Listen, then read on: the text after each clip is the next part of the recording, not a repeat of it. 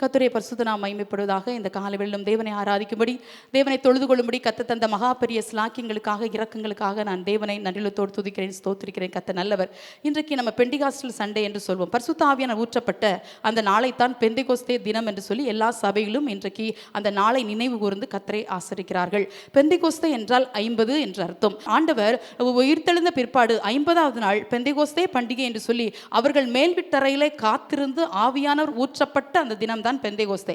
சத்தியத்தை சத்தியமாய் அறிகிற நீதியுள்ள ஜாதி எல்லாருமே நம்ம பெண்டிகாஸ்ட் தான். இந்த நாள் அப்படிப்பட்ட ஒரு நினைவு கூர்கிற ஒரு நாளா இருக்கிறதுனாலே வேதத்திலிருந்து ஒரு மனிதனையும் தியானித்து அந்த மனிதனுக்கு பரிசுத்த ஆவியானவர் ஒப்பிட்டு சில காரியங்களை தியானிக்க தேவன் நமக்கு கிருபை செய்வாராக. ஆதியாகமத்தின் புஸ்தகம் 15ஆம் அதிகாரம் 2வது வசனத்தை வாசிக்கலாம். ஆதியாகமத்தின் புஸ்தகம் 15ஆம் அதிகாரம் 2வது வசனம்.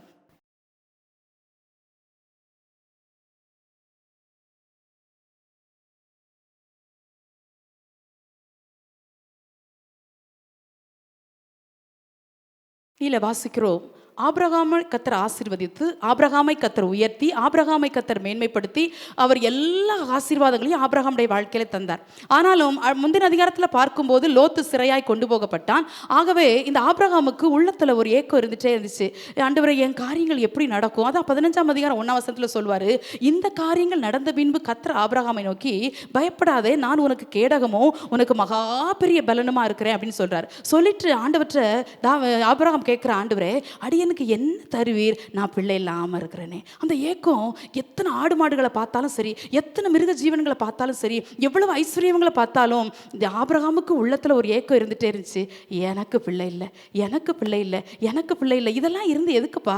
இதெல்லாம் அனுபவிக்கிறதுக்கு எனக்கு ஒரு பிள்ளை இல்லையேன்னு சொல்லி ஒரு ஏக்கம் இந்த ஆபிரகாமுடைய உள்ளத்தில் இருந்ததுனால ஆண்டவரை பார்த்து சொல்கிறான், ஆண்டவரே, நீ என்ன தருவீர்? நான் பிள்ளை இல்லாமல் இருக்கிறேன். தமஸ்கு ஊரனாகி இந்த எலியேசர் என் வீட்டு விசாரணை கர்த்தனா இருக்கிறானே அப்படின்னு சொல்றான். எலியேசர் என்றால் தேவன் எனக்கு துணை என்று அர்த்தம். எலியேசர் என்றால் தேவன் எனக்கு துணை. அதனால தான் மோசே தன்னுடைய பிள்ளை பிறந்த போது கூட முதல் பிள்ளைக்கு எலியேசர் என்று பெயர் வைக்கிறான். தேவன் எனக்கு துணையாக நின்று பார்வோனின் பட்டயத்திற்கு என்னை நீங்களாக்கி ரட்சித்தார் என்று அந்த பெயரை சொல்லி வைக்கிறார். ஆகவே இந்த எலியேசர் ஆபிரகாமுடைய வீட்டில் விசாரணை கர்த்தனா இருக்கிறான். இந்த எலியேசரையும் பரிசுத்த ஆவியானவர் ஒப்பிட்டு சில காரியங்களை தியானிக்க தேவன் நமக்கு கிருபை தருவராக. இந்த எலியேசர் ஆபிரகாம் வீட்டில் அநேக ஆண்டுகள் விசாரணைக்காரனா இருக்கிறான். நல்ல உண்மையுள்ள, உத்தமம் உள்ள, தாழ்மை உள்ள, பொறுப்புள்ள, கரிசனை உள்ள நல்ல ஒரு ஊழியக்காரனா இருக்கிறான். யாரு? இந்த எலியேசர். ரொம்ப நாள் வேலை செய்யறான். சாராள் உயிரோடு இருக்கும் போதும் வேலை செஞ்சான். சாராள் மரித்த பிற்பாடும் அந்த வீட்டில் இருக்கிறான். ஈசாக்கு பிறக்கு முன்னும் வேலை செஞ்சான். ஈசாக்கு பிறந்த பிற்பாடும் அதே வீட்டில் வேலை செய்யறான். அப்போ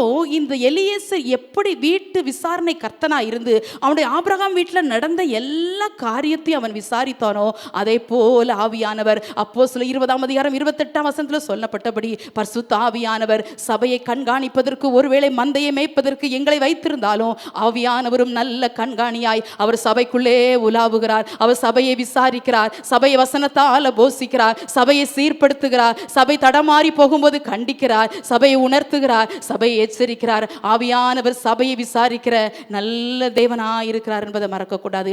எப்படி எலியேசர் எல்லாவற்றையும் விசாரிச்சா, ஆபிரகாம் வீட்டில் நடந்த எல்லா காரியத்தையும் எலியேசர் கண்ணும் கருத்துமா இருந்தவன் விசாரித்தான். அதை போல ஆவியானவர் சபையை உற்று நோக்கி கவனிக்கிறார், சபையை விசாரிக்கிறார். உங்கள் வாழ்க்கையை கர்த்தர் கவனிக்கிறார், விசாரிக்கிறார். அதான் தேவன் சொல்லுகிறாரு, நான் போவேன் ஆகில் நான் போய் உங்களுக்கு ஒரு தேற்றரவாளனை நான் அனுப்புறேன் அப்படிங்கிறாரு. நான் போன பிற்பாடு அந்த தேற்றரவாளன் வருவார். அவர் தான் ஆவியானவர். அவர் தான் உங்களை தேற்றுவார், அவர் தான் உங்களை தைரியப்படுத்துவார், உங்களுடைய மனக்காயங்களை ஆற்றுவார். வேதம் சொல்லுகிறது, அபிஷேக தைலம், அந்த ஒரு ஆனந்த தைலம் அவருடைய கரத்திலிருந்து, அவருடைய சிரசிலிருந்து வடிக்கிற அந்த தைலம் எத்தையோ நேரங்களில் நம்முடைய காயங்களை ஆற்றும். கர்த்தருடைய பிள்ளையே, இந்த காலையில் நீ சோர்ந்து போய் வந்திருக்கலாம், பலவீனத்தோடு வந்திருக்கலாம். ஆண்டவரை, ஏன் நான்லாம் உயிரோடு இருக்கணுமா? ஒவ்வொரு நாளும் ஏன் நான் கழிக்கிறேன்? ஏன் இந்த நாள் எனக்கு பிறக்கிறது? அப்படி கூட உனக்கு உடைய மனக்காயங்கள் ஒன்று கொடிதான் இருக்கலாம். ஆனால் ஆவியானவர் நீ சார்ந்து கொண்டாயானால், ஆவியானவருக்குள்ளே நின்று கொடுப்பாயானால், ஆவியானுடைய பலத்தை நீ பலப்படுவதற்கு நீ கற்றுக் கொடுப்பாயானால், ஒவ்வொரு நாளும் கர்த்தர் நடத்துகிற விதம்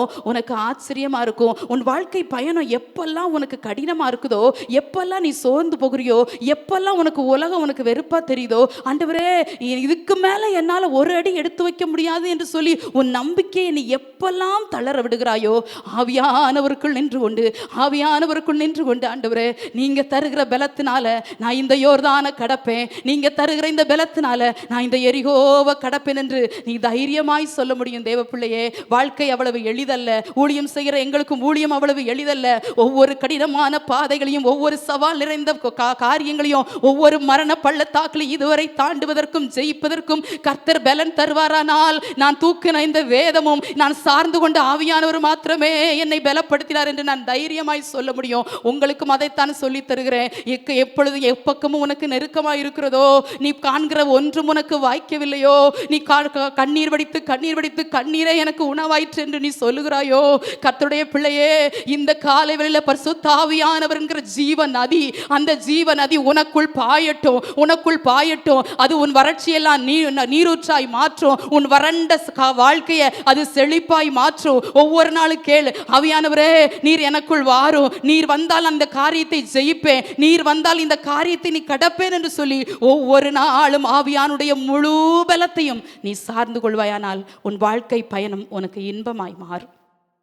அத்துடைய பிள்ளையே, உங்கள் வாழ்க்கையில் பெரிய பெரிய பிரச்சனைகளெல்லாம் நீங்கள் சந்திக்கிறீங்க, போராட்டங்களெல்லாம் சந்திக்கிறீங்க. வாழ்க்கை பயணத்தில் நம்ம சந்திக்கிற எத்தனையோ சவால்கள் உண்டு, வேதனைகள் உண்டு. இதை தாண்டவே முடியாது, இதை கடக்கவே முடியாதுங்கிற எத்தனையோ சூழ்நிலை வரும்போது நான் ஒன்றை கற்றுக்கொண்டேன். ஆவியானுடைய பிரசன்னத்தை ரொம்ப விரும்புவேன். அந்த மாதிரி நேரத்தில் ஆவியானவரே உங்கள் பிரசன்னம் போதும். சில நேரம் பாருங்கள், எதுக்கு ஜோம் பண்ணுறதுனே நமக்கு தெரியாது.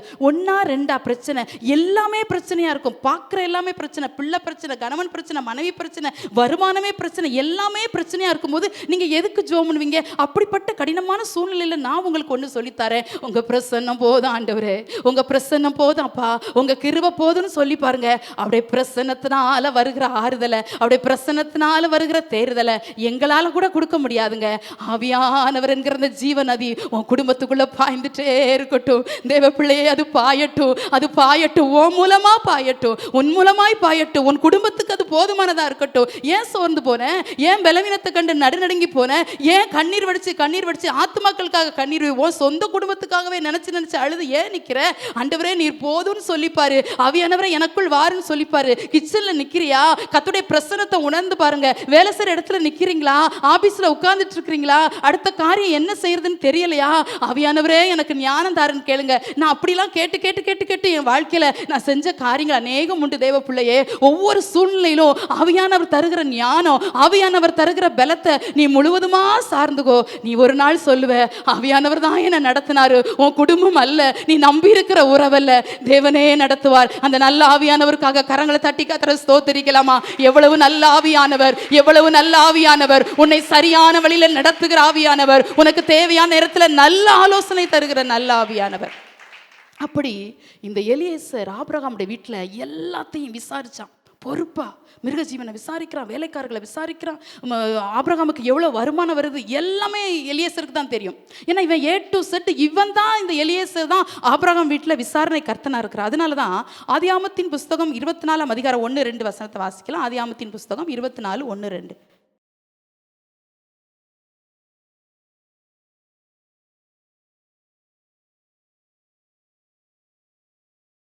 இல்லை வாசிக்கிறோம். வயதுல மூத்தவன், நான் தான் சொன்னேன்ல, ரொம்ப வருஷமா இவங்க வீட்டிலே இருக்கிறான். யாரு? எலியேசர்.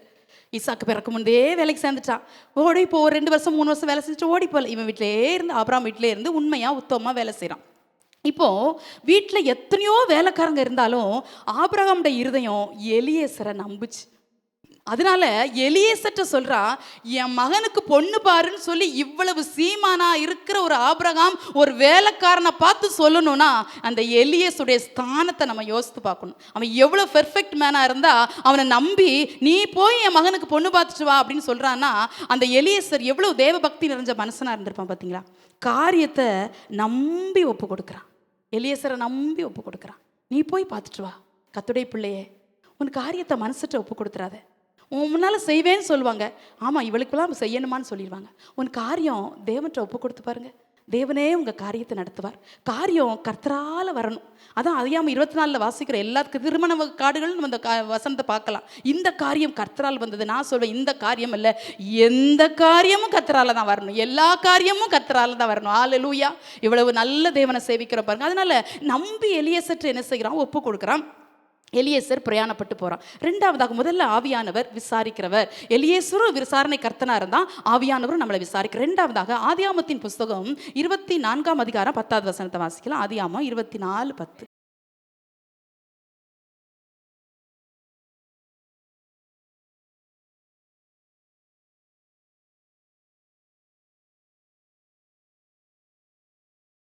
இல்லை வாசிக்கிறோம். இப்போ எலியேசர் செயல்பட வேண்டிய நேரம் வந்தாயிடுச்சு. என்ன நேரம்? ஈசாக்குக்கு மனவாட்டியை ஆயத்தப்படுத்த வேண்டிய ஒரு முக்கியமான நேரத்தில் இந்த எலியேசர் வந்துட்டார். இப்போ இது எலியேசருக்குன்னு சொல்ல போனால் ஒரு கட்டத்தில் இது ஒரு சோதனை காலம். ஏன் அப்படின்னா, மாப்பிள்ளையும் வரல, மாப்பிள்ளை வீட்டாரும் வரல, ஃபோட்டோவும் இல்லை, வீடியோவும் இல்லை. எதை காட்டி பொண்ணு கேட்கறது? வாயால் சொல்லி தான் பொண்ணு கேட்கணும். இப்படி ஆபிரகாம்னு ஒருத்தர் இருக்கிறாரு, அவருக்கு கர்த்தர் ஆசீர்வதிச்சிருக்காரு, அவர் முதிர் வயதில் ஒரு பிள்ளையை கொடுத்துருக்காரு, இப்படி சொல்லித்தான் பொண்ணு கேட்கணும், சொல்கிறத அவங்களும் நம்பணும். இப்படி ஒரு இக்கட்டான சூழ்நிலையில் இவர் தன்னுடைய பயணத்தை என்ன செய்கிறார்? தொடங்குறார். எதுக்கு? உண்மையுள்ள எஜமானுக்கு நான் ஒரு பொண்ணை பார்த்துட்டு வரணும், என்னை நம்பி என் கையில் இந்த காரியத்தை ஒப்பு கொடுத்தாருன்னு சொல்லி இவர் போகிறாரு. ஆவியானவருக்கு என்ன வேலைன்னா, இயேசுவுக்கு சபையை மனவாட்டியாக ஆயத்தப்படுத்துறது வேலை.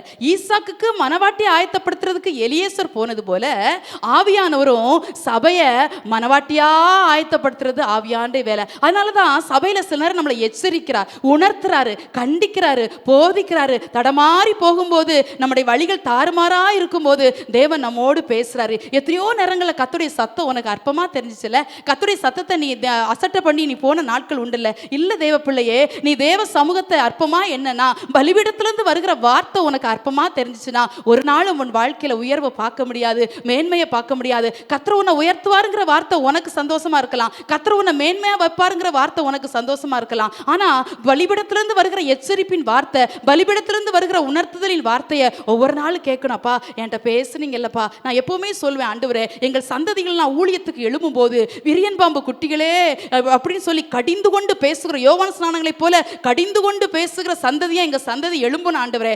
ஆசீர்வாத செய்தியை கொடுக்கிற சந்ததியா எங்க சந்ததி இருக்கக்கூடாது. பாவத்தை குறித்தும் நீதியை குறித்தும் கண்டித்து உணர்த்துகிற பரிசுத்த ஆவியானுடைய கிரியை சபையில போதித்து பேசுகிற நல்ல சந்ததிகளா எங்க சந்ததி எழும்பணும்னு சொல்லி நான் ஜெபம் பண்ணுவேன். அதை போல இப்போ பரிசுத்த ஆவியானவர் சபையை மனவாட்டியா கர்த்தர் ஆயத்தப்படுத்துறாரு. அப்போ மனவாட்டியா ஆயத்தப்படுத்தும் போது கொஞ்சம் ஆவியானவர் கண்டிச்சும் பேசுவார், சிலரை உணர்த்தியும் பேசுவார், சிலரும் அடிச்சும் நம்மளை போதிப்பார், சிலரை சிட்சித்தும் தேவன் நம்ம நடத்துவார். ஏன்? அவருடைய வேலை என்னது? நம்மளை மனவாட்டியாக மாற்றணும். மனவாட்டியாக மாறலன்னா போகவே முடியாதுல்ல. அதனால தான் பவுல் எழுதுவார், 2 கொரிந்தியர் 11:2 சொல்றாரு, கிறிஸ்து என்னும் ஒரே புருஷனுக்கு உங்களை ஒப்பு கொடுக்க நியமித்திருக்கிறபடியால் என்று எழுதுகிறார். அப்போ இந்த சபையில கர்த்தர் கொண்டு வந்து நம்மளை சுத்திகரிக்கிறார், உணர்த்துறாரு, போதிக்கிறார். எஸ்தர் புஸ்தகத்தில் வாசிக்கிறோம், 120 நாடுகள்ல இருந்து அழகான பெண்களை தேர்ந்தெடுத்தாங்களா ராஜாவுக்கு. அங்கே தேர்ந்தெடுத்து ஒன்னே ராஜாவை போய் பாரு அப்படின்னு அனுப்பல. 6 மாதம் அவர்கள் கிட்டத்தட்ட 1 வருஷம், 6 மாதம் ஒரு சுத்திகரிப்பு, இன்னொரு 6 மாதம் ஒரு சுத்திகரிப்பு, கன்னி மாடம் என்கிற ஒரு இடத்துல அவர்களை அடைத்து வைத்து 1 வருஷம் அவங்களை சுத்திகரிச்சுட்டே இருக்கிறாங்க. இங்க 1 வருஷம் மட்டும் சுத்திகரிப்பு இல்லை தேவ பிள்ளையே, சபை எடுத்துக்கொள்ளப்படுகிற நாள் வரைக்கும், வருகை வரைக்கும் இங்க ஆவியானவர் வசனத்தை கொண்டு சுத்திகரிச்சுட்டே இருக்கிறாரு. சுத்திகரிப்பது வேணா உனக்கு பிடிக்காம இருக்கலாம், ஆனா பரிசுத்த ஆவியானவர் சபையை மனவாட்டியாய் மாற்றுவதற்கு உங்களை என்னையும் சிலரை புடமிடுகிறார். சுத்த பொண்ணாய் மாற்றும்படி சில சோதனைகள் நம்முடைய வாழ்க்கையில் அனுமதிக்கிறார், சில சிக்ஷைகளை நம்முடைய வாழ்க்கையில் அனுமதிக்கிறார். இதெல்லாம் நீ வேண்டாம் வேண்டாம் என்று சொல்லி, பாடுகள் வேண்டாம் என்று நீ ஓடிக்கொண்டிருந்தாய். ஆனால் இக்காலத்து பாடுகள் இனி வரும் மகிமைக்கு ஒப்பிடத்தக்கவைகள் அல்ல. அது ஒப்பிட முடியாத ஒரு மகிமை, அது ஈடு செய்ய முடியாத மகிமை, அந்த இணை இல்லாத மகிமையை நீங்களும் நான் பெறும்படி இக்காலத்து பாடுகளை கண்டு நீ சோர்ந்து போகாத. அவர் ஆவியானுடைய பிரதானமான வேலை சபையை மனவாட்டியாய் மாற்றுவது. ஆண்டவரே நான் மனவாட்டியா மாறுறேன்ப்பா, மனவாட்டியா மாறினா பக்கத்தில் போய் உட்கார்ந்துக்கிடலாமே, அவர் தோளில் கை போட்டு பேசலாமே, அவருடைய மார்பில் சாய்ந்து கொள்ளலாமே. தூரமா நீ நின்ன நாள் போதும், நான் பாவிதான் ஆண்டவரே, அதனால நான் தூரமா நிற்கிறேன்னு சொன்ன நாள்லாம் போதும். இனி நீ மனவாட்டியாய் மாறு, நீ மனவாட்டியாய் மாறு. கர்த்தர் உன் வாழ்க்கையில நன்மைக்கு ஏதுவாய் அனுமதிக்கிற எல்லா சிற்றை தேவனுக்காக பொறுத்துக்கோ, தேவனுக்காக சகிச்சுக்கோ. ஒரு நாள் வரும், அநேக பாடு இக்கட்டுகளையும் ஆபத்துகளையும் கண்ட உன்னை கர்த்தர் பூமியின் உயர்ந்த இடங்களில் ஒன்று ஏறி இருக்கும்படி பண்ணுவார். அதனால இப்போ எலியேசர் என்ன செய்கிறார்னா, மனவாட்டியை தேடும்படி இப்போதான் பிரயாணத்தை தொடங்கி என்ன செய்கிறார்? போயிட்டே இருக்கிறார். மூன்றாவதாக அந்த எலியேசர் செஞ்ச வேலையை பார்க்கும்போது மூன்றாவதாக பார்க்குறோம், ஆதியாகமத்தின் புஸ்தகம் 24ஆம் அதிகாரம் 12ஆம் வசனத்தை வாசிக்கலாம்.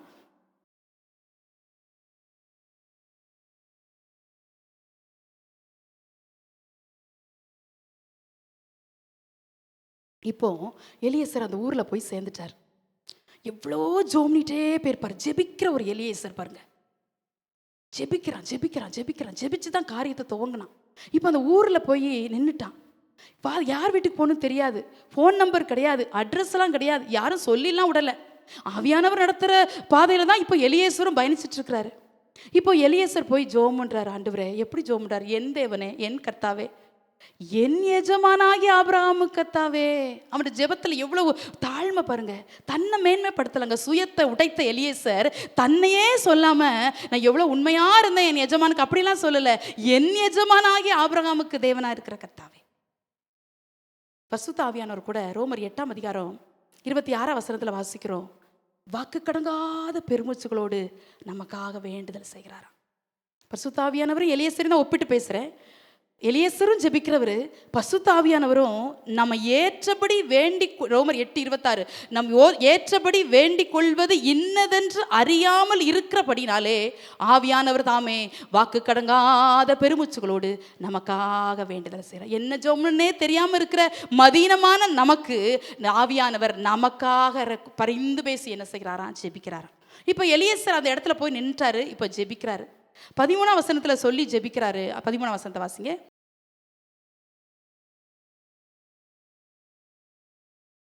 இல்லை பார்க்குறோம். 12ஆம் வசனத்தில் தன்னை தாழ்த்தி ஜெபம் பண்ணான். என் எஜமானாகி ஆபிரகாமுக்கு தேவனேன். 13ஆம் வசனத்தில் சொல்கிறான், இந்த தண்ணீர் துறவண்டையிலே நிற்கிறேன். ஓ, எவ்வளோ உண்மை பாருங்க எலியேசுடைய வாயில. அவன் நிற்கிற சூழ்நிலையை அப்படியே ஆண்டவர்கிட்ட சொன்னான். ஆண்டவரே, இந்த தண்ணீர் துறவல் ஏன் ஆண்டவருக்கு தெரியாதா இவன் தண்ணீர் துறவண்டையில் நிற்கிறான்னு? அவருக்கு தெரியும். ஆனால் அவனோட வாயிலிருந்து உண்மை வருது பாருங்க. ஆண்டவரே, நான் இந்த தண்ணீர் துறவண்டையில் நிற்கிறேன். முதல்ல தாழ்மையுள்ள ஜெபம், ரெண்டாவது உண்மையுள்ள ஜெபம். 14ஆம் வசனத்தில் சொல்கிறாரு, ஆண்டவரே, நான் இப்போ எல்லாரும் தண்ணி எடுக்க வருவாங்க பெண்கள் எல்லாம். அப்போது நான் கேட்பேன், எனக்கு தண்ணி தான் கேட்பேன். ஆனால் அவ சொல்லணும், குடியும் உம்முடைய ஒட்டகங்களுக்கும் ஒன்று வார்ப்பேன் எந்த பெண்ணு சொல்கிறாளோ அவ தான் என் ஈசாக்குக்கு மனைவின்னு சொல்கிறார்.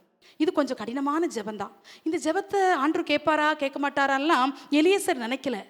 ரொம்ப வைராக்கியத்தோடு, ரொம்ப விசுவாசத்தோடு ஆண்டவர்கிட்ட சொல்கிறாரு.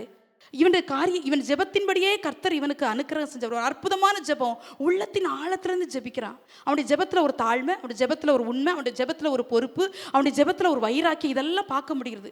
எலியேசர் நல்ல ஜெபிக்கிற மனுஷனாக இருந்தால் அதனால தான் கர்த்தர் அவரை வெட்கப்படுத்தாதபடி வரும்போது வேணா மனவாட்டிக்காக வந்திருக்கலாம். ஆனால் போகும்போது மனவாட்டியை அழைத்து அவனுடைய பயணத்தை வெற்றி பயணமாய் கர்த்தர் அவரை மாற்றினார். ஏன்?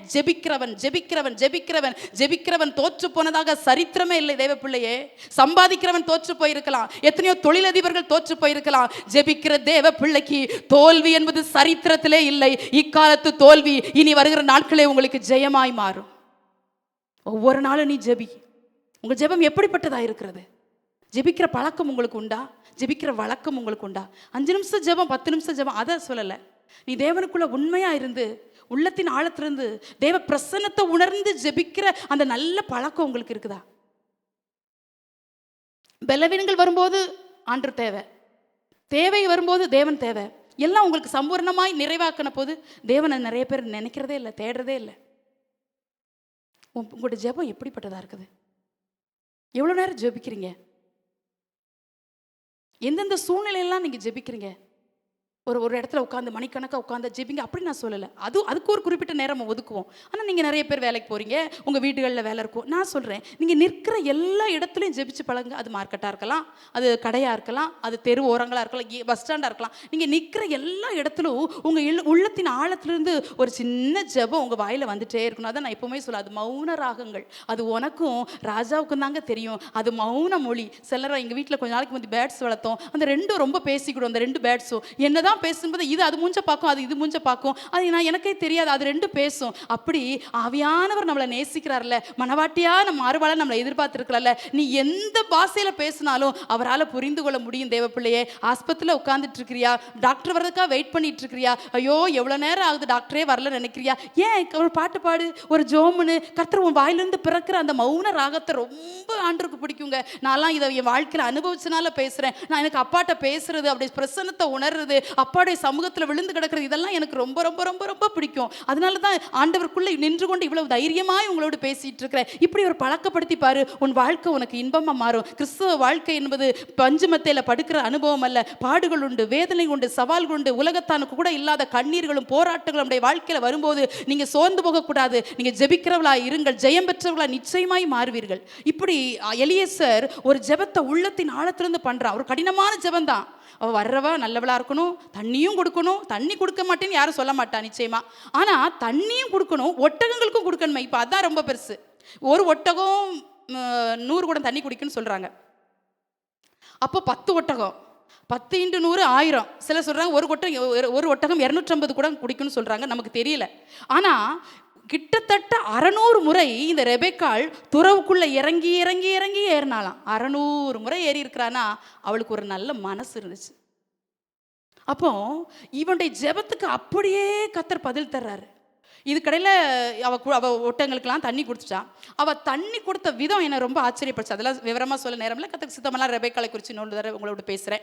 ஆனால் அவள் கொடுத்த விதம் எனக்கு ரொம்ப ஆச்சரியமாச்சு. இவன் என்ன எப்படி கேட்டிருப்பான், இவன் வர்றது ரெபெக்கால்னு தெரியாது, ரொம்ப அழகாக இருக்கிறா, பார்க்குறதுக்கு மகா ரூபவதின்னு போட்டிருக்கு, எவ்வளோ செம அழகு, கொள்ளை அழகுள்ள ரெபெக்காள். இப்போ அங்கேருந்து தண்ணி கொடுத்த தூக்கிட்டு இந்த பிள்ளை வருது தண்ணி எடுக்கிறதுக்கு. இவன் போய் எலியேசர் போய், வயசான ஒரு தாத்தா, நம்ம பார்வையில் ஒரு கிழமை, அப்போ போய் நின்றுட்டு எங்க கொஞ்சம் தண்ணி தாயேன் அப்படின்னு கேட்குறாரு. அந்த பிள்ளை சொல்லுது, குடியும் உன் ஒட்டகங்களுக்கும் மொண்டு வார்ப்பேன் அப்படின்னு சொல்லுது. அது சொன்ன வார்த்தை பாருங்க, குடியும் என் ஆண்டவனே. எனக்கு அந்த வார்த்தை ரொம்ப கவர்ந்துச்சு. குடியும் என்ன, ரெபெக்காலாவது சாராலாவது ஆபிரகாமைத்தான் ஆண்டவனேன்னா, கணவனை தான் ஆண்டவனேன்னா, இந்த பிள்ளை ஒருபடி மேலே போய் யாருன்னு தெரியாது, எவருன்னு தெரியாது, ஊர் தெரியாது, பேர் தெரியாது. இன்னைக்கு தான் அந்த பிள்ளை முத எலியேசரை பார்க்குது. ஆனால் சொல்லுது, குடியும் என் ஆண்டவனே. கர்த்தருடைய பிள்ளை, உன் வாயிலிருந்து பிறக்கிற வார்த்தை எப்படிப்பட்டதாக இருக்குது. எத்தனை பேருடைய காயத்தை உன் வாயின் வார்த்தை ஆற்றுச்சு.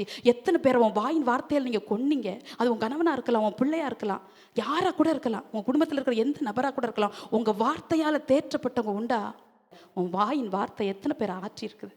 நிறைய பேர் உங்கள்கிட்ட ஏன் பேசாமல் இருக்கிறாங்கன்னா உங்கள் வார்த்தை பிடிக்காதனால. இந்த பிள்ளை பாருங்கள், நான் ரெபெக்காளை குறித்து ரொம்ப விவரமாக சொல்கிறதுக்கு எனக்கு நேரம் இல்லை. ஆனால் அந்த ஒரு வார்த்தையில் அவளுடைய ஹம்பிள்னஸ்ஸு, அவளுடைய அன்பு, அவளுடைய தியாகம், அவளுடைய பொறுமை எல்லாத்தையும் பார்த்தாச்சு. குடியும் என் ஆண்டவனேன்னு சொல்லி இப்போ குடிக்க கொடுத்துருச்சு. இப்போது எலியேசருக்கு நடக்கிறது கனவா நனவானே புரியல. எலியேசர் தன்னையே கிள்ளி பார்த்துருப்பார். நான் தண்ணி தான் கேட்டேன், அந்த பிள்ளை சொல்லிச்சு என் ஆண்டவனேன்னு என்னை கூப்பிட்டுட்டு என் ஒட்டகங்களுக்கெல்லாம் இந்த பிள்ளை தண்ணி கொடுத்துட்டுன்னு சொல்லி 21 வசனத்தை வாசிங்க.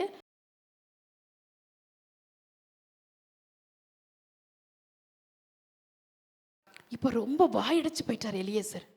உண்மையா என் ஜெபத்தை தான் கேட்டிருக்கிறாரா, நடக்கிறதெல்லாம் ரியலாக தான் நான் பார்க்குறேனா, உண்மையா இது நடக்குதா அப்படின்னு சொல்லி அவரால் புரிஞ்சுக்கொள்ள முடியல. மௌனமாக இருக்கிறான்.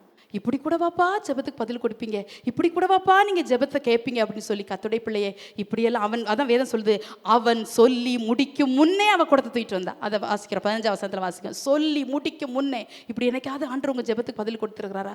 ஜெபத்தை முடிச்சு என் ஆத்மாவேன்னு சொல்கிறதுக்குள்ளே அவனுக்கு பதில் வந்துட்டு. இப்படி அவன் நினைக்கவே இல்லை. இப்படிலாம் நடக்கும் தான் நல்லா இருக்கும்னு நினச்சி தான் அவன் பிரயாணத்தை துவங்கினான். ஆனால் அவனுடைய ஜெபம் உண்மையுள்ள ஜெபம், தாழ்மையுள்ள ஜெபம், வைராக்கியம் உள்ள ஜெபம், விசுவாசம் உள்ள ஜெபம். அவனுடைய ஜெபத்தை முடிக்கும் முன்பதாக அவனுக்கு பதிலை கொண்டு வந்தது. கர்த்தருடைய பிள்ளையே, நீ ஜெபத்தில் ஒரு நாள் சோர்ந்து போகாத. உன் ஜெபத்திற்கு பதில் தாமதமாக வருகிறத பார்த்து உன் ஜெபத்தை நீங்கள் நிறுத்திடாதீங்க. கர்த்தர் உங்கள் வாழ்க்கையில் அற்புதங்களை செய்கிற தேவன். ஒரு தாயாருடைய சாட்சியை நான் ஒரு பாஸ்டர்மா சொல்ல கேட்டேன். அவங்களுக்கு 5 பிள்ளைங்களாம், வீட்டில் பயங்கர வறுமை, பயங்கர தரித்திரம், பிள்ளைங்களுக்கு சமையல் பண்ணணும், என்ன செய்கிறதுன்னு தெரியல, மண்ணெண்ணெய் இல்லையா ஸ்டவ்வில் ஊற்றுறதுக்கு. அப்போ இவங்க தண்ணியை ஸ்டவ்வில் ஊற்றிட்டாங்களாம். அவங்களுக்கு ஒரு விசுவாசம், ஆண்டவரே நீர் என்னோடு இருக்கிறீ, நான் இவ்வளோ வறுமையில் இருக்கிறேன், இவ்வளோ தரித்திரத்தில் இருக்கிறேன், எனக்கு மண்ணெண்ணெய் வாங்குறதுக்கு காசு இல்லை, பிள்ளைங்க வேலைக்கு போயிட்டு வருவாங்க பாரு, அவங்களுக்கு சமையல் பண்ணி வைக்கணும் அப்படின்ட்டு ஜோம்னிட்டு ஸ்டவ்வில் தண்ணியை ஊற்றிட்டாங்களாம். இது மதீனமாக இருக்குதுல்ல. ஆனால் அவங்க சோறு பொங்குனாங்க, குழம்பு வச்சாங்க, கூட்டு வச்சாங்க, எல்லாம் செஞ்சாங்களாம். அந்த ஸ்டவ் எரிஞ்சிக்கிட்டே இருந்துச்சான். இப்படி கூட பதில் செய்வாரா? நான் செய்வார் தம்முடைய பிள்ளையாகிய நமக்கு செய்யாமல் அவர் யாருக்குங்க செய்வார்? அவன் பாதத்தில் விழுந்துடு, அவருடைய பாதத்தை முத்தம் செய், அவரை அண்டிக்கொள்கிற யாவருக்கும் அவர் பாக்கியவான்கள், அவரை அண்டிக்கொள்கிற யாவரும் பாக்கியவான்கள் என்று சொல்லப்பட்டிருக்குது. நீ அவரை பிடிச்சிக்கிட்டனா உன்னை விடவே மாட்டார். அதான் வேதம் இந்த மாதம் வாக்குத்தத்தமே நமக்கு அதுதானே. அவரை தேடினால் அவர் உங்களுக்கு வெளிப்படுவார், அவரை விட்டீர்களே ஆகில் அவரை உங்களுக்கு விட்டு விடுவார். அவர் தேடினா நம்ம கூட இருப்பாருங்க. நிறைய பேர் இந்த நல்ல காலம், யமகண்டம், இராகு காலம் இதெல்லாம் பார்ப்பாங்க. நான் உங்களுக்கு ஒன்று சொல்லித்தரேன். ஒரு பாஸ்ட் இப்படி அடிக்கடி சொல்வார், அதை சொல்கிறது நானும் சொல்கிறேன். கர்த்தர் உங்களோடு இருக்கிற எல்லா காலமும் உங்களுக்கு நல்ல காலம்தான். நீங்கள் என்னைக்கு கர்த்தரை விட்டு பிரிகிறீங்களோ யமகண்ட ஆரம்பிச்சிட்டுன்னு அர்த்தம். இதை மறக்கவே கூடாது. இது உன் வாழ்க்கையில் கர்த்தர் உன்னை உயர்த்தி உயர்த்தி உயர்த்தி எத்தனையோ ஸ்தானங்களை ஒருத்தர் உனக்கு தந்துட்டே போகலாம். ஆனால் கர்த்தரை விட்டு தூரமாக போயிடாத. உன் ஜெபத்தை நிறுத்திடாத. ஜெபிக்கிற எலியேசர்கள் தேவை. உண்மையுள்ள எலியேசர்கள் சபைக்கு தேவை. ஆவியானவர் நமக்காக வேண்டுதல் செய்கிறவராக இருக்கிறதுனால நீ முடிஞ்ச மட்டும் ஜெபிச்சு பாரு. முடியலையா, ஆவியானவரே எனக்காக ஜோம்னிக்கோங்க, ஏன்னா அவர் வேண்டுதல் செய்கிறான்னு சொல்லி தெளிவாக வேதத்தில் எழுதப்பட்டிருக்குது. ஆவியானவரே எனக்காக ஜோம்னிக்கோங்க அப்படின்னு சொல்லி அவரை நம்பி உன் காரியத்தை ஒப்புக்கொடு. கர்த்தர் எல்லாவற்றையும் பார்த்துக்கொள்வார். 4வதாக ஆதியாமத்தின் புஸ்தகம் 24ஆம் அதிகாரம் 22வது வசனத்தை வாசிக்கலாம். ஆதியாமம் 24:22.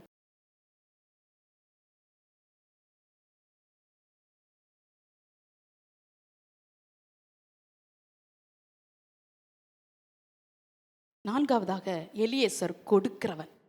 அவன் இதெல்லாம் பார்த்து ரொம்ப ஆச்சரியப்பட்டான். இந்த பிள்ளை யாருன்னு தெரியாது, ஊர் தெரியாது, பேர் தெரியாது, இன்னைக்கு தான் பார்க்குறோம். பார்க்குறதுக்கு தேவதை மாதிரி இருக்குது இந்த பிள்ளை, அழகா புண்ணியவதியாகவும் இருந்திருக்கு. நம்ம கேட்டதுபடி தண்ணி தான் கேட்டோம், அது நம்ம ஒட்டங்களுக்கெல்லாம் தண்ணி கொடுத்துட்டு அப்படின்னு சொல்லிட்டு இப்போ எலியேசர் சில ஆபரணங்களை, நகைகளெல்லாம் கொண்டு வந்திருக்கிறான். ரொம்ப விலையேற பெற்றதாக இருக்கணும். எத்தனை பவுண்டில் கொண்டு வந்தாரோ தெரியல நமக்கு. எவ்வளோ அழகழகான நெக்லஸை கொண்டு வந்தாரோ என்னமோ தெரியல, கொண்டு வந்திருக்கிறாரு. இதெல்லாம் எடுத்து அந்த ரெபெக்காளுக்கு கொடுக்குறார். ஆவியானவரும் கூட லூக்கா 11:13 வாசிக்கிறோம், பொல்லாதவர்களாகி நீங்கள் உங்கள் பிள்ளைகளுக்கு நல்ல ஈவுகளை கொடுக்க அறிந்திருக்கும் போது அவர் நமக்கு பரிசுத்த ஆவியை கொடுப்பது அதிக நிச்சயம். ஆவியானவரும் கொடுக்கிறார், பரிசுத்த ஆவியை கொடுக்கிறார், அபிஷேகத்தை கொடுக்கிறார், ஆவியின் வரங்களை கொடுக்கிறார். எப்படி எலியேசர் கொடுக்கிறவனா இருந்தானோ அது உலக பிரகாரமான ஆசீர்வாதம். ஆனா ஆவியானவர் தருகிற உன்னத ஆசீர்வாதம், தேவன் நமக்கு வரங்களையும் கிருபைகளையும் ஞானத்தையும் உணர்வையும் கத்த நமக்கு கொடுக்கிறார். கேட்டு வாங்க வேண்டிய நேரத்தில் ஆண்டவற்றை கேட்டு வாங்கிடணும். நம்ம நிறைய நேரத்தில் உலக பிரகாரமாகவே என்னத்தையாவது கேட்டு கேட்டு கேட்டு கேட்டு வாங்கிட்டு இருப்போம். ஒருவேளை நீங்கள் நினைக்கலாம், நாங்கள்லாம் என்ன ஊழியமாக செய்கிறோம், எங்களுக்கு எதுக்கு வரங்கள் வேணும் அப்படின்னு நீங்கள் நினைக்கலாம். ஆனால் ரோமர் 6:23 படி கிருபையை ஆண்டவர் ஒரு வரமாக கொடுத்துருக்கிறார். கர்த்தரா இயேசு கிறிஸ்துவினால் உண்டாகின கிருபை வரமோ என்று சொல்லப்பட்டிருக்குது. கிருபை கூட ஒரு வரம் தேவ பிள்ளையே. நீ அதை கேட்டு வாங்கி வச்சுக்கோ. உன்னை யாரும் மதிக்காமல் இருக்கலாம், உன்னை எல்லாரும் உதாசீனப்படுத்த, ஆனால் நீ கிருபை பெற்றவள், நீ கிருபை பெற்றவன். கர்த்தருடைய கண்களில் உனக்கு கிருபை உண்டு. நோவாவுக்கோ, அந்த வசனம் எவ்வளோ அழகாக சொல்லுது பாருங்க. நோவாவுக்குன்னு எழுதியிருந்தா அந்த வசனம் அவ்வளோ ஹைலைட்டை பண்ணி சொல்ல வேண்டியது அவசியம் இல்லை.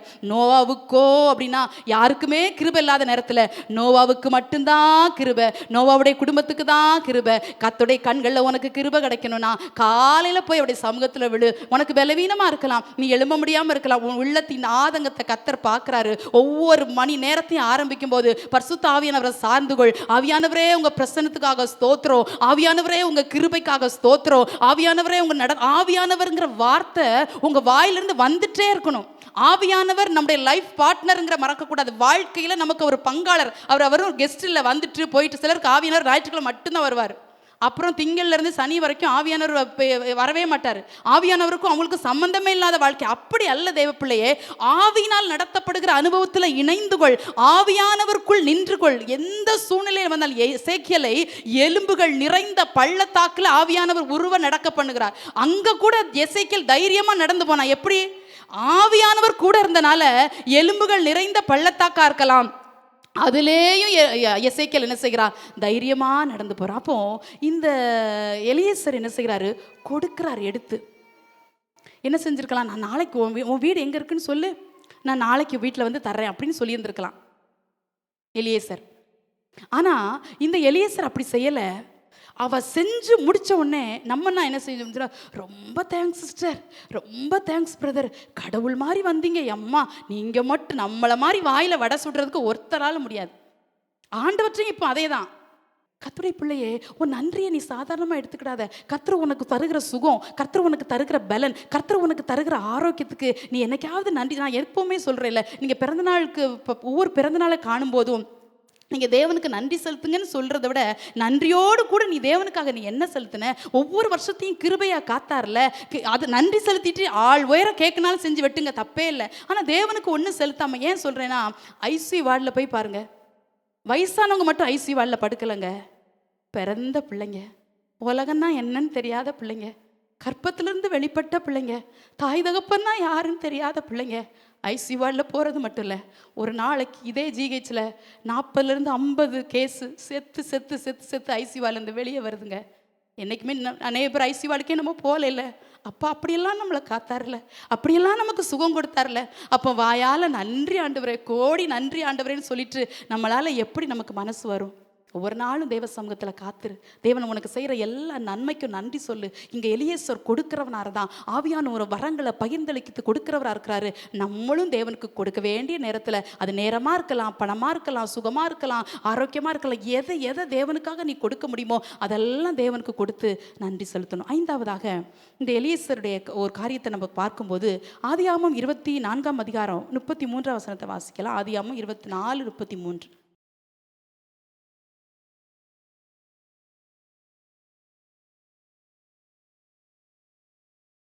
இல்லை வாசிக்கிறோம்.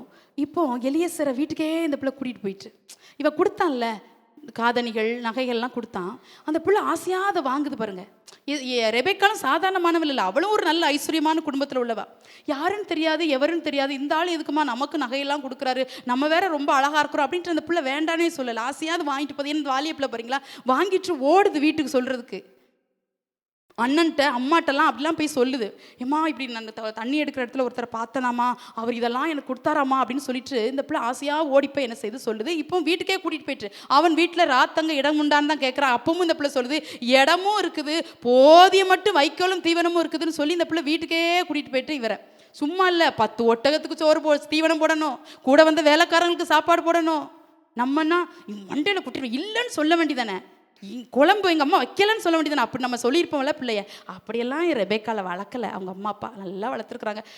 அப்போ நான் ரெபேக்கால குறித்து இன்னொரு நாள் உங்களோட பேசுகிறேன். அப்போ இந்த பிள்ளை அப்படிலாம் சொல்லிட்டு வீட்டுக்கு கூட்டிகிட்டு போயிட்டு இப்போ போன உடனே இவருக்கு சாப்பாடு வைக்கிறாங்க. யாருக்கு? எலியேசருக்கு சாப்பாடு வைக்கிறாங்க.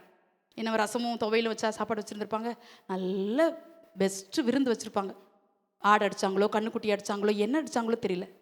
இவருக்கு பிரயாணத்தினால் வந்த களைப்பு, முதுமை வேற, நல்ல வயசானவர், பசி வேற இருந்திருக்கும், பிரயாணத்தினால் வந்த சோர்வு. அப்போ எப்பா ஒரு பிடி பிடிச்சிட்டு அதுக்கப்புறம் வேலையை பார்ப்போம் அப்படின்னு அவர் நினைக்கல. நான் சாப்பிட மாட்டேன். ஏன்? வந்த காரியத்தை சொல்லி முடிக்கும் முன்பு நான் புசிக்க மாட்டேன். ஆவியானவர் நமக்காக பரிதபிக்கிற ஆவியானவர். வாக்கு கடங்காத பெருமூச்சுன்னு, பெருமூச்சுங்கிற அந்த வார்த்தையில் இவனுக்கும் அந்த பெருமூச்சு உள்ளத்தில் இருந்துச்சு. ஐயோ இந்த காரியம் வெற்றியாக முடியுமா, ஜெயமாக நடத்துகிற மாதிரி இருக்குது, ஒவ்வொரு ஸ்டெப்பும் எடுத்து வச்சுட்டேன். ஆனால் ரெபெக்காளுடைய வீட்டில் ஓகே சொல்லுவாங்களா, ரெபெக்காளுடைய அம்மா அப்பா என்னை நம்பி அனுப்புவாங்களா, பல கேள்விகள் எலியேசுடைய உள்ளத்தில் இருந்ததுனால சாப்பாடு மாட்டேன்ட்டான். நான் அந்த காரியத்தை சொல்லி முடிச்சு கர்த்தர் இந்த காரியத்தை வாக்கிய பண்ணால் சாப்பிடுவேன், இல்லைன்னா உங்கள் வீட்டில் கை நனைக்க மாட்டேன்ட்டான். கர்த்தருடைய பிள்ளையே, உலக பிரகாரமான சில ஆசீர்வாதத்துக்காக எத்தனையோ நாள் நீ வைராக்கியம் பாராட்டி இருந்திருக்கலாம். ஆனால் உன் வீட்டில் இருக்கிற ரட்சிப்பு, உன் வீட்டுக்கு வர வேண்டிய சில நன்மையான உன்னத ஆசீர்வாதங்கள், பரலோகத்துக்குரிய ஆசீர்வாதங்கள், ஆவிக்குரிய ஆசீர்வாதங்கள், இது வர்ற வரைக்கும், இது கிடைக்கிற வரைக்கும் நான் இந்த காரியத்தை செய்ய மாட்டேன் ஆண்டவரே. இது கிடைக்கிற வரைக்கும் ஆண்டவரே, இந்த ஒரு நாள் இந்த குறிப்பிட்ட நேரத்தை ஒதுக்கி நான் சாப்பிடாம உங்கள் சமூகத்தில் காத்திருப்பேன். அப்படி என்னைக்காவது நம்ம சொன்னோமா? இந்த எலியேசருக்கு எவ்வளோ ஒரு பெருந்தன்மை பாருங்களேன். எவ்வளோ பசியாக இருந்தாலும், பிரயாணத்தில் எவ்வளவோ களைப்பு இருந்தாலும், எவ்வளவோ சோர்வு இருந்தாலும், வயோதிகத்து நிமித்தம் சரீரம் தளர்ச்சி அடைஞ்சிருந்தா கூட நான் புசிக்கவே மாட்டேன் அப்படின்னு சொல்கிறான்.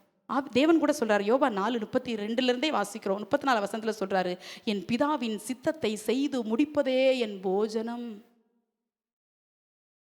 ஆண்டோடைய சித்தத்தின்படி நான் பிதாவின் சித்தத்தை செஞ்சுட்டேன்னா அதான் எனக்கு சாப்பாடுங்கிறார் ஆண்டவர்.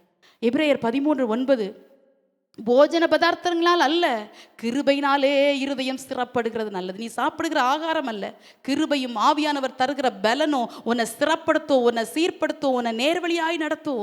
ஒவ்வொரு நாளும் ஆண்டவரே வசனத்தை ஆகாரமாக நீ புசிக்க கற்றுக்கோ, ஜெபத்தை தண்ணீராய் குடிக்க கற்றுக்கோ, பரிசுத்தாவிட நதியில் நீ மூழ்க கற்றுக்கோ. இதுதான் உனக்கு ஆகாரம், இதுதான் உன்னை ஸ்திரப்படுத்தும். சாப்பிட்ற மருந்து மாத்திரை அல்ல, சாப்பிடுகிற நல்ல ஆகாரம் இல்லை, எதுவுமே நமக்கு பலன் தராது. அதெல்லாம் சரீர பிரகாரம் பலன், அது அற்பமான இருக்கிற பலன். அப்போ இந்த எலியேசர் சொல்றாரு, இந்த காரியத்தை முடிக்க முன்பதாக நான் சாப்பிட மாட்டேன். உத்தரவாதத்தோடு ஜெபிக்கிறான். கர்த்தருடைய பிள்ளையே, உத்தரவாதத்தோடு இந்த எலியேசர் சொல்றான், எனக்கு சாப்பாடு ஒரு பெருசே இல்லை, நீங்க ஓகேன்னு சொன்னா நான் சாப்பிடுவேன், இல்லை நான் என் வழியை பார்த்து போறேன், கர்த்தர் வேற எங்கேயும் எனக்கு வாக்கியம் பண்ணிருக்காரோ தெரியலன்னு சொல்லி அவ்வளவு ஒரு பொறுப்போடு இந்த எலியேசர் அவங்க வீட்டில் நிற்கிறான். கர்த்தருடைய பிள்ளையே, நீ கூட பொறுப்போடு நடந்துக்கோ. உன் குடும்பத்தை குறித்து, உன் பிள்ளைகளை குறித்து. ரட்சிக்கப்படாத உங்கள் வீட்டில் இன்னும் பிள்ளைங்க இருக்கிறாங்க, கணவன் இருக்கிறார், மனைவி இருக்கிறாங்க. அதை குறித்து என்றைக்குமே நமக்கு பாரம் இல்லை, ஏதோ அதை குறித்து நமக்கு என்றைக்குமே கவலையே இல்லை. நான் ஒன்றே ஒன்று உங்களுக்கு சொல்லித்தாரேன், பலிபீடத்துலேருந்து சொல்கிறேன். தேவ சமூகத்தை நீ எப்பெல்லாம் அசட்டை பண்ணியோ, அது பைபிள் ஸ்டடியாக இருக்கலாம், அது உபாஜபமாக இருக்கலாம், அது ஆராதனையாக இருக்கலாம், தேவ சமூகம் எப்பெல்லாம் நீ அசட்டை பண்ணியோ கர்த்தர் ஒன்று அசட்டை பண்ணுவார். உங்களுக்கு இந்த வார்த்தை பிடிக்காமல் இருக்கலாம். என்னை கனம் பண்ணுகிறவளை நான் கனம் பண்ணுவேன், என்னை அசட்டை பண்ணுகிறவள் கன ஈனம் பண்ணப்படுவாள் என்ற வார்த்தை 100% உண்மை, 100% உண்மை. கர்த்தருடைய பிள்ளையே, படிப்போ வேலையோ உன் அந்தஸ்தோ உன்னுடைய சொந்தமோ உன்னுடைய பந்தமோ தேவ சமூகத்தை விட்டு உனக்கு முக்கியமாய் தோன்றுமானால் கர்த்தர் உன்னையும் நிந்தைக்குள்ளாய் அவமானத்துக்குள்ளாய் கொண்டு போகிற நாள் வரும். சிலர்லாம் சொல்லுவாங்க, அம்மா முக்கியமான துஷ்டிமா இன்னைக்கு, அதனால தான்மா இன்னைக்கு சர்ச்சுக்கு வரல அப்படிம்பாங்க. ஐயோ முக்கியமான துஷ்டிங்கிறாங்களே யார் அப்படின்னு கேட்டால் ஆரம்பிப்பாங்களே ஒரு கதை. எங்கள் அண்ணன் மனைவி இருக்கிறாங்களா பாஸ்டம்மா, அவங்களுடைய தம்பிக்கு பொண்ணு எடுத்திருப்பாங்களே, அவங்களுடைய அம்மாவுடைய அப்பாவுடைய ஆரம்பித்தா அது அப்படி லாங்காக அப்படி போயிட்டே இருக்கும். நமக்கு அந்த உறவை கேட்டாலே தலை சுற்றிடும். யாரோ இறந்துருக்குறாங்க, கண்டிப்பாக போகணும், துக்க வீட்டுக்கு கண்டிப்பாக போகணும். ஆனால் ஒரு முக்கியமான துஷ்டினா சர்ச்சுக்கு வராமல் போகலாம், தப்பு இல்லை. யாரோ ஒருவர் இறந்ததுக்கு இந்த கல்யாணத்துக்கும் இந்த காது குத்துக்கும் போயே இந்த பெண்டிகோஸ்ட விசுவாசிகள் நாசமா போனது. கர்த்தருடைய பிள்ளைய நீ தேவ சமூகத்தில் வந்து நிற்கிற நேரத்தில் பிள்ளைகள் இறந்த பிற்பாடு கூட வீட்டில் பூட்டி போட்டு வந்து கர்த்தரை ஆராதித்த வைராக்கியமுள்ள எத்தனையோ பேரை நான் பார்த்துருக்கிறேன். அந்த வைராக்கியத்தை இன்றைக்கு சபை இழந்து போனதை குறித்து எனக்கு அதிக வேதனை உண்டு. நீங்களும் அப்படிப்பட்டவர்களாக இருக்கக்கூடாது என்பதற்காகத்தான் உங்களுக்கு ஆலோசனை சொல்லுகிறேன். 6வதாக ஆதியாகமத்தின் புஸ்தகம் 24ஆம் அதிகாரம் 48 வசனத்தை வாசிங்க. ஆதியாகமம் 24:48.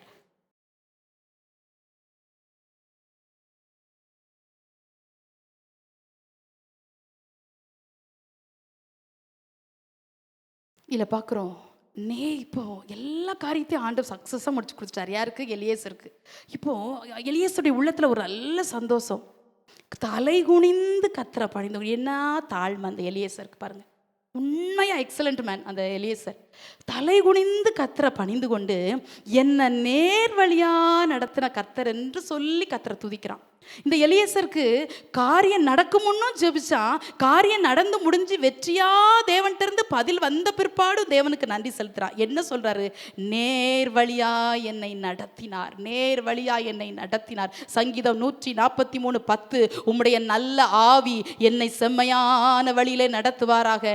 ஆவியானவர் செம்மையான வழியிலே நடத்துகிறார், நேர் வழியாய் நடத்துகிறார். ஆவியானுடைய பிரதானமான வேலை தெரியுமா? உன்னை தவறான வழியில் அல்ல, கோணலான வழியில் அல்ல, மாறுபாடான வழிகளில் அல்ல, உன்னை நேர் வழியாய் நடத்துகிற ஆவியானவர், சரியான பாதைகளில் உனக்கு நடத்துகிற ஆவியானவர். பாதை தெரியாமல் இருக்கிறாயோ, பாதையெல்லாம் உனக்கு அந்தகாரம் சூழ்ந்து கொண்டதோ, பாதைகள் எல்லாம் உனக்கு அடைக்கப்பட்டதோ, பாதைகள் எல்லாம் உனக்கு இருளாய் தோன்றுகிறதோ, எப்பக்கம் போனால் எனக்கு வழி திறக்கும் என்று சொல்லி உன்னுடைய வாழ்க்கை நினைத்து நீ அநேக நாட்களாய் கண்ணீர் வடித்து கொண்டிருக்கிறாயோ, ஆவியானவர் உனக்காக இந்த காலை நேரத்தில் புது வழியை திறப்பார். ஆவியானவரை மாத்திரம் சார்ந்து கொள். பாதை அறியாத இடங்களிலே, வழி தெரியாத இடங்களிலே நல்ல பாதை காட்டியாய் உனக்கு முன்பாய் அவர் செல்லுவார். அவர் உனக்கு முன்னே போய் உன்னை கோணலானவைகள் எல்லாம் உன்னை வாழ்க்கையில் அவர் உனக்கு செவ்வையாய் மாற்றுவார். உன்னை நேர்வழியாய் நடத்துவார், உன்னை நேர்வழியாய் நடத்துவார். ஒவ்வொரு நாளும் அந்த வழிகாட்டுகிற ஆவியானுடைய தீபத்தை ஒவ்வொரு நாளும் பிடிச்சுக்கோப்பா. வழி தெரியாம இருக்கிறப்பா, உன் வழியை அடைப்பதற்கு, உன் வாசலை அடைப்பதற்கு அநேகர் முயற்சி செய்து கொண்டிருக்கிற இந்த கடினமான காலகட்டத்தில் உனக்கு விரோதமாய் சில சத்துருக்களும் சில சத்துருடைய கிரிகள் எழும்பி நிற்கும் போது, மாந்திரிக கிரிகளினாலே, பில்லி சூனிய செய்வினை கட்டுகளினாலே உன் வாழ்க்கையை முடித்து விடலாம், உன் சந்ததியை கருவறுத்து விடலாம் என்று எத்தனையோ பேர் உனக்கு விரோதமாய் எழும்பி நிற்கும் போது, நேர்வழியாய் நடத்துகிற நல்ல ஆவியானுடைய பிரசன்னம் உன்னோடு கூட வருகிறது என்பதை நீ மறந்து போகாத. ஒவ்வொரு நாளும் ஆண்டவரே என்னை நடத்துகிற ஆவியானவர், எனக்கு போதிக்கிற ஆவியானவர், எனக்கு கற்றுத்தருகிற ஆவியானவர், என்னை உணர்த்துகிற ஆவியானவர் என்று சொல்லி ஒவ்வொரு நாளும் நீ ஆவியானவருக்குள்ள பலப்படு. நேர் வழியா நடத்துவா. அவரை மாதிரி யாராலும் நடத்த முடியாதுங்க. நடந்து வந்த பிறப்பு நினைப்போம், நம்ம தான் நடந்து வந்தோமா, நம்ம தான் இவ்வளோ கடினமான பாதையில் தாண்டி வந்தோமா, நம்ம தான் இவ்வளோ கஷ்டத்தையும் தாண்டி வந்தோமா, எப்பா நம்பவே முடியல அப்படின்னு நினச்சோன்னா காரணம் ஒன்றும் இல்லை, சீக்ரெட் ஒன்றும் இல்லை. அவர் கூட இருந்தார், அவர் கூட இருந்தாருங்க. எல்சடாய், எனக்கு அந்த நாம ரொம்ப பிடிக்கும். எல்சடாய் எந்த துணை நீரே, என் வாழ்வின் கேடகம். உன் வாழ்க்கையில் கேடகம் அவர். தாவீதின் கையில் ஈட்டியும் பட்டயமும் இல்லாமல் இருக்கும்போது அவனுக்கு ஜெயத்தை கர்த்தர் தந்திருப்பாருனா. கர்த்தருடைய பிள்ளையே, உனக்கு சொல்கிறேன், நீ தேவனுக்காக படுகிற பிரயாசம், நீ தேவனுக்காக காண்பிக்கிற அன்புள்ள தயவு ஒரு நாளும் உனக்கு வீணா போகாது, ஒரு நாளும் உனக்கு வீணா போகாது.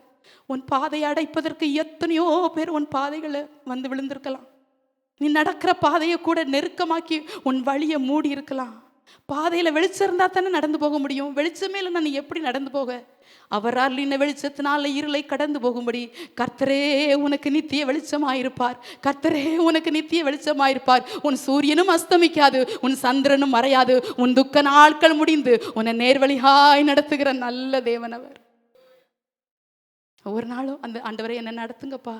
பாதை தெரிலன்னா யார்ட்டையோ போய் கேட்டு, பாதை தெரிலன்னா நான் ஊருக்கு போகிற வழியை சொல்லிட்டு இருக்கல, உன் வாழ்க்கை பாதை அதை தான் சொல்லிட்டு இருக்கிறேன். உன் வாழ்க்கை பாதை உனக்கு கடினமாக இருக்கும்போது யார்ட்டையோ போய் ஆலோசனை கேட்காத. தேவ சமூகத்தில் ஆவியானவரே, ஆவியானவரே எனக்கு பாதை காட்டுங்கப்பா, பாதை தெரியாமல் இருக்கிறப்பா, பாதை தெரியாமல் இருக்கிறப்பா. உனக்கு தாயோ தகப்பனோ உன் கணவனோ உன் கணவன் வீட்டாரோ யாரோ உனக்கு பட்சமாக இல்லாமல் இருக்கலாம், ஆதரவாக இல்லாமல் இருக்கலாம், ஏன் உங்கள் பிள்ளைகள் கூட உனக்கு அனுகூலமாக இல்லாமல் இருக்கலாம். ஆனால் ஆவியானவர் உனக்கு நல்ல அனுகூலமான துணையாக இருப்பார் இருப்பார் இருப்பார் இருப்பார். எல்லாவற்றாலும் நிரப்புகிறவர் அவர். விசுவாசத்தோடு சொல்கிறேன், தைரியத்தோடு சொல்கிறேன், நீ அவரை மாத்திரம் பிடித்து கொண்டால் உன் வாழ்க்கையில் நிரம்ப வேண்டிய பகுதிகள் நிச்சயமாய் நிரம்பும். கடைசியா ஒன்று சொல்லி முடிக்கிறேன். ஆதியாமத்தின் புஸ்தகம் 24:61 வாசிங்க.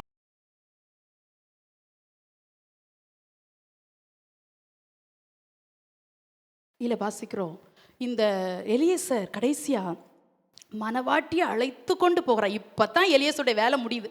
நம்பி அனுப்புனாரு ஆபிரகாம், நம்பிக்கையோடு அனுப்புனார். எப்படியும் எலியேசர் ஈசாக்குக்கு பொண்ணை கூட்டிகிட்டு வந்துடுவான், நம்பிக்கையோடு அனுப்புனார். இப்போ ரெபெக்கால கூட்டிட்டு அவர் வெற்றி பயணத்தை ஆரம்பித்தார். யார்? எலியேசர். இந்த பிள்ளைகிட்ட வந்து கேட்குறாங்க, அம்மா அந்த மனிதனோடு நீ போறியா? அந்த பிள்ளை சொல்லுது, நான் போகிறேன் அப்படிங்குது. அவங்க வீட்டார்கிட்ட வந்து அவங்க வீட்டார் சொல்கிறாங்க, 10 நாளாவது என்கிட்ட இருக்கட்டுமே, அது என்ன திடுதுப்புன்னு வந்தீங்க, பார்த்தீங்க, பிடிச்சிட்டு நீங்கள் பூ வச்சிங்க, உங்கள் வழக்கத்தின்படி சொல்கிறேன், பூ வச்சிங்க, கூட்டிகிட்டு போகிறேங்கிறீங்க. கல்யாணத்துக்கு கூட எனக்கு ரொம்ப ஆச்சரியம்னா, ரெபெக்காளுடைய கல்யாணத்துக்கு கூட அவங்க அம்மா அப்பா போகல, காடும் அடிக்கலை. தண்ணி பிடிக்கிற இடத்துல பொண்ணு பார்த்த ஒரே ஆள் எலியேசராக தான் இருப்பார். தண்ணி பிடிக்கிற இடத்துலையே உறுதி பண்ணிட்டார் ஆண்டவர். வீட்டில் நிச்சயம் பண்ணி இன்னும் தான் கல்யாணம் நடக்க போகுது. இது போகுது, பொண்ணு போகுது. யார் கூட போனால்? வேலைக்காரி கூட போனாலாம். இவ்வளோ ஆச்சரியமாக இருக்குது அந்த திருமணங்கள்லாம். அதெல்லாம் ரெபெக்காளை குறித்து தியானிச்சோம். நம்ம பெண்கள் ஜெபத்தில் கூட தியானிச்சோம்னு நினைக்கிறேன், ரொம்ப நாள் தியானித்தோம். அப்போது இந்த அற்புதமான இந்த திருமண வாழ்க்கை இன்னுமே தான் அவன் துவங்க போகிறா. ஆனால் எலியேசருக்கு இப்போ ரொம்ப சந்தோஷம். ஏன்னா வெறுமையாக போகல, வரும்போது வெறுமையாக வந்தார். இப்போ மனவாட்டியை பின்னால் வந்துட்டே இருக்கிறார். யாருடைய மனவாட்டி? என் எஜமானுடைய குமாரனாகிய ஈசாக்குடைய மனவாட்டி என் பின்னால் வர்றான்னு சொல்லி இப்போ மனவாட்டியை அழைத்து கொண்டு போகிறா. ஆவியானுடைய வேலை என்ன தெரியுமா? மனவாட்டியாகிய சபையை அழைத்து கொண்டு பரலோகத்துக்கு போகிற பிரதானமான வேலை ஆவியானவரை சார்ந்தது. அதான் வெளிப்படுத்தல் 22:17 வாசிக்கிறோம். ஆவியும் மனவாட்டியும் வா என்கிறார்கள். வா என்று ஆவியானவர் சபையை பார்த்து கூப்பிடும்போது அவருடைய வருகை வரும். நீங்களும் நான் அவரிடத்தில் எடுத்துக்கொள்ளப்படுவோம். அதற்குத்தான் இவ்வளவு பாடுகள், அதற்குத்தான் இவ்வளவு வேதனைகள், அதற்குத்தான் இவ்வளவு உபத்திரவங்கள். போகிற போக்கெல்லாம் பார்த்தா சபையை இன்றைக்கு எடுத்துக்கொள்ளப்படாதோ என்கிற நிலைமையில எல்லா ஆவிக்குரிய சபையில போய்கொண்டிருக்குது. சபையில ஆவியானுடைய அசைபாடுதல் இல்லை. சபையில ஏசி இருக்கலாம், ஆனால் இயேசு இருக்கிறாரா? சபையில அநேக மின்சார விளக்குகள் இருக்கலாம், இயேசுவே நித்திய வெளிச்சமாய் சபையில பிரகாசிக்கிறாரா? சிந்தித்து பார்க்கணும். சபைகள் ஒவ்வொரு நாளும் ஆண்டவர் சபைக்கு கடிந்து கொள்ளுதலையும் புத்தி சொல்லுதலையும் கத்தர் கொடுத்து சபையெல்லாம் ஒரே சரீரமாக இருக்கணும், ஒரே சரீரமாக இணைந்து கொள்ளணும். ஒரு அவயவம் சரியில்லைன்னா கூட, ஒரு ஆள் சரியில்லைன்னா கூட சபைக்கு அது கெட்ட பேர். ஆண்டவர், என் நிமித்தம் சபைக்கு ஒரு இடைஞ்சல் வரக்கூடாது ஆண்டவரே. என் நிமித்தம் சபை துன்பப்படக்கூடாது. என் நிமித்தம் ஊழியக்காரங்களுடைய இருதயம் கலங்கக்கூடாது ஆண்டவரே. நான் விசாரிப்பேன், நான் சபைக்காக பாடுபடுவேன், சபைக்காக ஜெபிப்பேன். அதான் வேடிக்கையான ஒரு சம்பவத்தை நான் வாசித்தேன். அது ரொம்ப என்னை ஆச்சரியமாப்பட வச்சு. அதாவது நான் எதுக்கு இதை சொல்ல வரேன்னா, நம்ம எல்லாரும் ஒரே சரீரமாக இருக்கிறோங்கிறதுக்கு இதை சொல்ல வரேன்.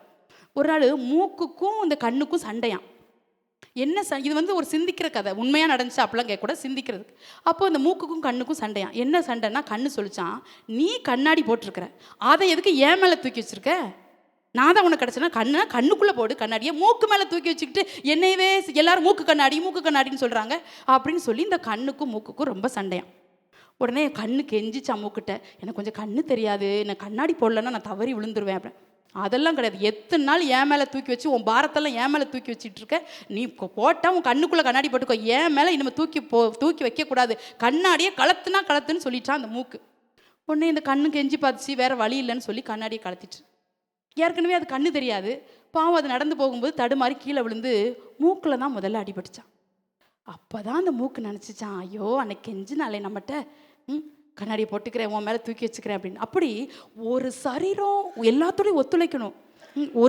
ஒரு கை, ரெண்டு கைகள், 2 கால்கள், எப்படி எல்லாம் நம்ம சரீரத்தில் ஒத்துழைச்சு நமக்கு உதவி செய்தோ அதை போல் சபையில் எல்லாரும் ஒவ்வொரு அவயவமாக இருக்கிறோம்.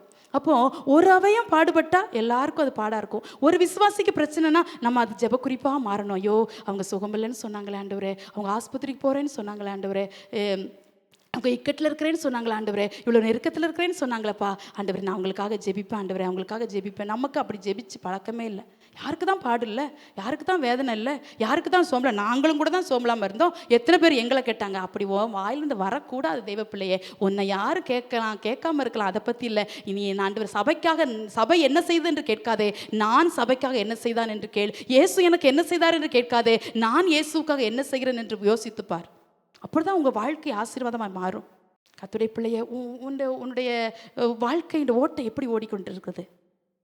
நீ மனவாட்டியை மாறுவதற்காகத்தான் கர்த்தர் சபை கொண்டு வந்தார், நம்மளை நடத்துகிறார், சத்தியத்தை கொடுக்குற, எல்லாம் செய்கிறாரு. ஆனால் நான் ஆண்டவர் எப்போ வருவாரோன்னு இருக்கு, எப்போ அவற்றை போவோன்னு இருக்கு அப்படின்னா சும்மா வாயில் பேசி பிரயோஜனமே இல்லை. நம்ம போகிற அளவுக்கு நம்ம 100% ப்ரிப்பேராக இருக்கிறோமா, ஆயத்தமாக இருக்கிறோமா, பரிசுத்தத்தை காத்துக்கொண்டோமா, ரட்சிப்பின் வஸ்திரத்தை காத்துக்கொண்டோமா, நீதியின் வஸ்திரத்தை காத்துக்கொண்டோமா, கொஞ்சம் ஆராய்ந்து பார்க்கணும். அப்படி வருகையில் மட்டும் நம்ம கைவிடப்பட்டோன்னா அதுக்கு நம்ம பிறக்காமலே இருந்திருக்கலாமே. இப்போ அழைத்து கொண்டு போகிறான் மனவாட்டி யாரு? எலியேசர். தைரியமா, விசுவாசமா, ஜெயத்தோடு, சந்தோஷத்தோடு, அப்பா என் பிரயாணத்தெல்லாம் கர்த்தர் வாக்கியம் பண்ணியிருக்கிறாரு. வெறுமையா போலங்க கர்த்தருடைய பிள்ளையே.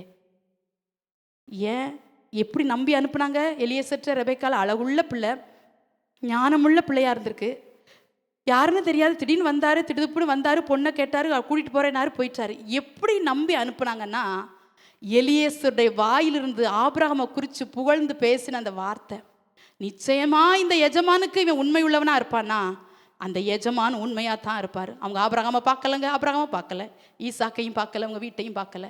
இந்த எலியேசரே உண்மை உள்ளவனா இருப்பானா, இந்த எலியேசருடைய எஜமான உண்மையாக தான் இருப்பாருன்னு சொல்லி நம்பி இந்த பிள்ளையை அனுப்பி வச்சாங்க.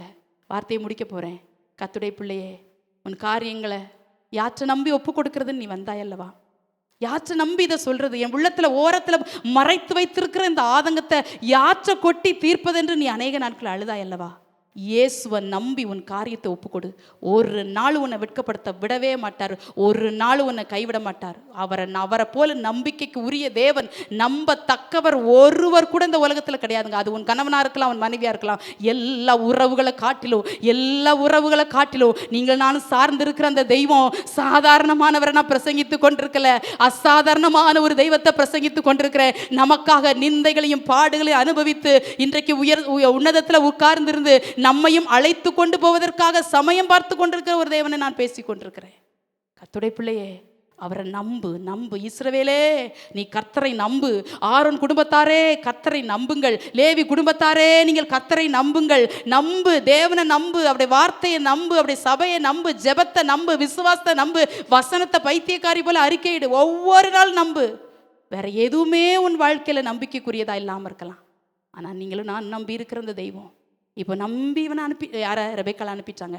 அந்த பிள்ளையும் போகுது. அதுக்கப்புறம் கல்யாணம் ஆகுது. ஈசாக்கு தன் தாய்க்காக கொண்டிருந்த துக்கம் நீங்கிற அளவுக்கு ரொம்ப சந்தோஷமாக அவனுடைய வாழ்க்கையில் இந்த ரெபெக்காள் காணப்பட்டாள் என்று சொல்லி பார்க்குறோம். ஆவியானவர் செய்கிற கிரியே பார்த்தீங்களா? எலியேசரை போலவே ஆவியானவரும் உங்களுக்காக, எனக்காக, சபைக்காக சில கிரியைகளை கர்த்தர் செய்து கொண்டே இருக்கிறார். பெந்தைகோஸ்தே எனும் நாள் ஊற்றப்பட்ட போது அப்போஸ்தலர் 2 மேல் வீட்டறையில் 120 பேர் காத்திருந்தாங்க. 120 பேர் மேலேயும் ஆவியானவர் ஊற்றப்பட்டார். 120, அதில் ஒரு ஸ்திரீ தான் இயேசுவின் தாயாகிய மரியாள். அந்த 120 பேர் அபிஷேகம் பெறாமல் அன்னைக்கு வீட்டுக்கு போகல.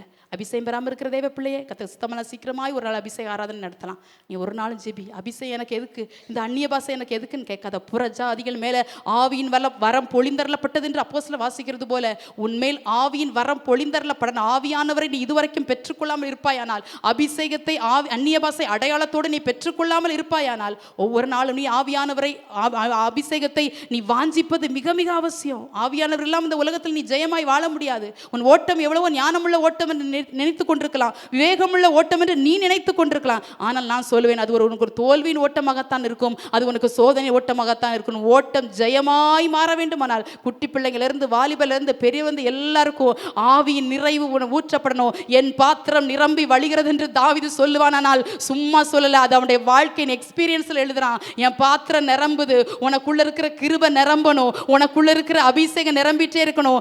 எந்த சூழ்நிலை நின்றாலும் சரி, எந்த இடத்துல நின்னாலும் சரி, கிருபையின் ஊற்று உனக்குள்ள பொங்கி வருகிறத அநேகர் பார்க்கணும். இல்லைன்னா நீ வெறுமையான பாத்திரம், ஒருத்தர் உன்னை திரும்பி பார்க்க மாட்டாங்க. இது உடைஞ்ச பாத்திரம், உன்னை தூக்கி போட்டு போவாங்க. கிருபையின் பாத்திரமாய், அபிஷேகத்தின் பாத்திரமாய் நீ மாறுவாயானால் நீயும் நிரம்புவாய். உன்னை கொண்டு கர்த்தர் அநேகரை நிரப்புவார். எல்லாரும் கண்களை மூடலாமா?